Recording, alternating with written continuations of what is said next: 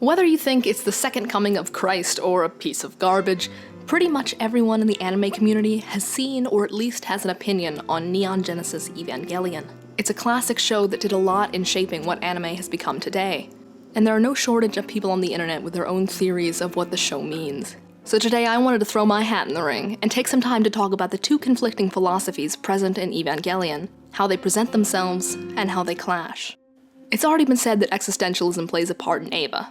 To quote Timothy Isles, Evangelion is an extended and powerful exploration of the individual in society, informed by existentialism and wrapped in a post-apocalyptic techtopia, end quote. We touched on existentialism previously in my Philosophy of Serial Experiments Lane video, but today I wanted to shift the discussion over to Jean-Paul Sartre and his idea of freedom. We've talked a lot about freedom on this channel, whether we're debating if soldiers are free to disobey their commanding officers, or if determinism counters our free will. But Sartre brought a new perspective to the table. Jean-Paul Sartre was a 20th century philosopher and existentialist born in Paris, France, and he believed that no human could fail to be free. He used this analogy to describe the idea. Imagine a gambler, a man who goes out to the casino every day and spends all his money with little to no reward. Eventually, he comes to realize that his gambling addiction is ruining his life and his family, so he resolves to never gamble again. The next day, he's walking past the casino and thinks to himself, what's stopping me from going in, breaking my resolution, and sinking back into that life? And Sartre would say, the answer is nothing. There is nothing standing in the way of the gambler resuming his bad choices. He is completely and terrifyingly free. It's the same as when you're standing atop a tall building or cliff. Many feel fear at seeing the distance between themselves and the ground. They're understandably scared of falling to an early death. However, to Sartre, what those people fear is not the idea that they could fall, but the idea that they could jump. Their complete freedom, the ability to end their lives in a split second, fills them with what Sartre called anguish, the feeling that arises from the awareness of your freedom of will. It's the burden we bear in exchange for our freedom. Time and time again in Evangelion, we see our characters try to reject this freedom and the anguish that comes with it. Since Shinji thinks people only want him around when he's an Eva pilot, he relinquishes his free will and allows his father and Misato to prescribe his existence for him. He pilots not because he wants to, but because it's what others tell him to do. He forces himself to believe that he has no other options because it's easier than making a decision for himself. And in this way, he is living in what Sartre would call bad faith. Every time we reject responsibility for our own actions or situations, we too exhibit bad faith. We say we have no choice but to stay in the job we hate because we need the money. We tell ourselves we couldn't possibly find a career in theater, so we go to school for business like our dad told us to. But we need to accept that, though it may be tempting to blame our circumstances or other people, we are ultimately free to make those choices, to quit our terrible jobs and major in something we love, even though it may seem impossible. In the final episodes of Evangelion, Shinji is forced to confront that reality. He's told he has a decision to make. Let the human instrumentality project take effect or reject it. And in this discussion, what he chose doesn't really matter. What matters is he stopped running from the responsibility of freedom. He finally made a choice for himself and embraced the anguish that came with it. Now let's talk more about this human instrumentality project. As you know if you've watched Evangelion, Shinji gets to decide in the finale whether all of humanity is united into a single existence. As it says on the Evangelion wiki page, quote, this would create a state of being for humanity where no individual existed.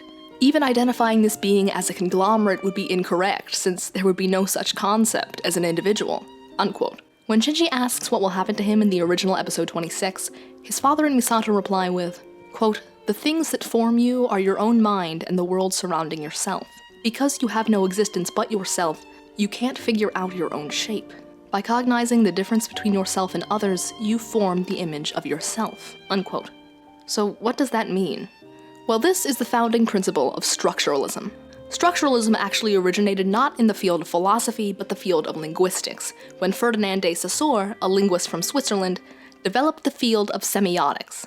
Semiotics is the study of signs and their meanings. So what is a sign? Well, a word can be a sign. For example, the word helicopter is a sign for the object, a helicopter. Since it would be impractical to go and have to find a helicopter and point at it so someone could understand what you're talking about, we invented an easier way to communicate what we mean, language. Words aren't the only signs, though. A sign could also be a picture of an object or a way of acting out the object. A sign is simply something that signifies a particular thing. A fairly easy to understand concept. But what Sassure realized was that the word helicopter has no relation to the object of a helicopter. The only reason we associate the word helicopter to the flying machine with the propeller on top of it is because the word helicopter isn't the word plane or chocolate or any other word. Sassure came to the conclusion that the meaning of the word comes from its relation to other words, not the word itself. But what if this thought doesn't just apply to words, but to people as well? What if the only thing that makes me me is just the fact that I'm not my neighbor Susie or Ralph in accounting? Well, this is exactly the idea talked about in Evangelion, as well as the definition of structuralism. So both existentialism and structuralism are present in Eva. That seems fine, right? But there is another key part of structuralism we've yet to talk about, one that dismantles many of the principles of existentialism. Going back to Sassure, he believed that what semiotics also showed us is how humans need structures to understand things. To use linguistics as an example, if I were to take the sentence, "I'm eating an ice cream cone," that sentence only makes sense to us because of the way it's structured. If you were to remove the grammatic structure of the sentence, it would no longer make sense to us. And not only does linguistics have this structure, thinkers after Sassure start to realize that everything has a similar structure to it, even our own culture. To quote Stephen West, who runs an awesome podcast you should check out, link in the doobly-doo, there are practically an infinite number of possible cultures that could potentially exist. A near infinite number of ways for human beings to chop up the universe and organize their societies in a meaningful way. What if it's not until our cultures conform to a very specific structure that they allow society to function properly? Unquote. And because you were born into this very specific culture, there are countless ideas you'll never have because you've never been exposed to them. Countless actions you'll never think to take because they aren't an option in your society. Let's use the concept of a high five to demonstrate this. Obviously, you didn't come out of the womb high-fiving people, it's an idea you were given by the outside world. But if you were born into a society that didn't high-five, there's no way that the idea of slapping your hand against another person's as a form of greeting would ever cross your mind. So you only high-five people because of the structure of your culture. Most people are willing to admit that, but it becomes more controversial when we apply that same logic to things like the books you like or your taste in friends. But I think you see where we're headed here. If the theory of structuralism is true, then we aren't as free as existentialism states, because we don't have every option available to us. And this shines through in Eva. In episode 26, Shinji is floating around confused with nothing around him, no structure to behold. So his father gives him the structure that he needs to make sense of the world, a bottom and a top to the world. He's lost some of his freedom, but it's in exchange for functionality. But if this were true, then our thoughts and actions would be limited and at least partially the fault of our culture and not what we decide like existentialism would believe. The idea that we have every option in the universe available to us and the anguish that comes with it simply isn't true if you consider the theory of structuralism. We are not totally free because every choice we make is ultimately dictated by the narrow set of parameters that are given to us at birth. So it seems like we've stumbled upon a paradox of ideals here. Both concepts of existentialism and structuralism are true in Evangelion, but only one of them can be. They can't coexist. But humans are paradoxical creatures, aren't they? We don't want to be lonely, but we won't let others in. We want to be touched, but we won't let others touch us. It's like Schopenhauer's hedgehog dilemma that the show makes reference to. We're sad by ourselves, so we want to get close to others, only to hurt each other with our prickly spines. Anyway, what do you think? Am I just losing my mind overthinking a 20-year-old show? I actually had you guys vote over on my Twitter what anime you wanted me to cover for this episode as a thank you for 10,000 subscribers. So this video was your fault.